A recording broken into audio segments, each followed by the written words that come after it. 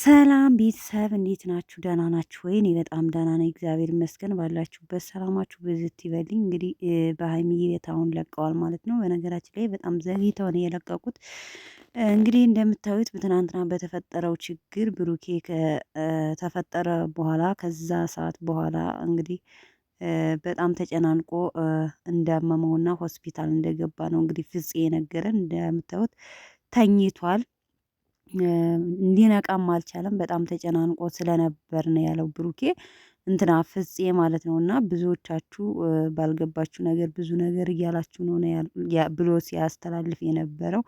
ያው እንግዲህ ቅመሟን ጠርቶ ቅመሟን ነገራት። ምንም ስለምትወደው ለሱ መጥፎ ነገሩን አትመኝለትም። እየሮጠች ወደ ሐኪም ቤት ነው ሄደችው እንዳያችኋት ማለት ነው። እና እናንተ እየዋሻችሁኝ ነው፣ ብሩኬ ያለ ነገር እንደዚህ ራሱን አይስትም፣ የሆነው ነገር አለ ብላ እንትን ለማለት ብትፈልግም ሊነግሯት አልቻሉም። እኔ ግን ያ ትልቅ ቀይ ሸሚዝ የለበሰው ሀይሚን እቅፍ እቅፍ የሚያረጋት እንትን የሚላት ነገር አልገባኝም።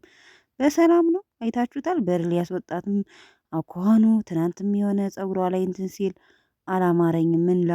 ምን ለማድረግ ፈልጎ ነው ማለት ነው። ስለዚህ ራቅ ራቅ በልን ወንድማችን ማለት ነው። ሲቀጥል እንግዲህ እዩ ከሆስፒታል ውጭ አለቻት። እዩ አንቺ ማንሽ ከሆስፒታል የምታስወጫት ሀይሚን ማለት ነው?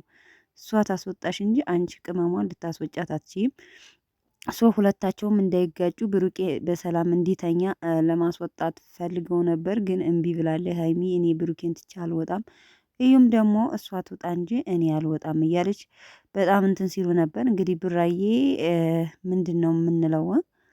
በነገራችን ላይ ያው የተመታ ነው የሚመስለው፣ ከራሱ ላይ የሆነ ነጭ ነገር አድርጓል። ግን ለማንኛውም አሪፍ ነው፣ አሪፍ ነው። ዛሬ ብዙም የሚያስደስት ቀን አይደለም። አንድ በጣም የምንወደው አርቲስት በህይወታችን ስለተለየ ቤተሰብ ብዙም ኒንጃ አላቅም። ቤተሰቦቹ መጽናናቱን እመኛለሁ። ብቻ ክፉ ነገር ለሰው አንመኝ። እኛም ክፉ ነገር ለሚያልፍ ነገር ክፉ ቃላት አንናገር። ቤተሰቦች እንዴ ነው ዛሬ የተነው ነገ የለም።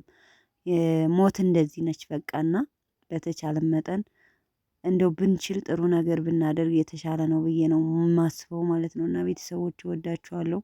መልካም አዳር። ባይ ባይ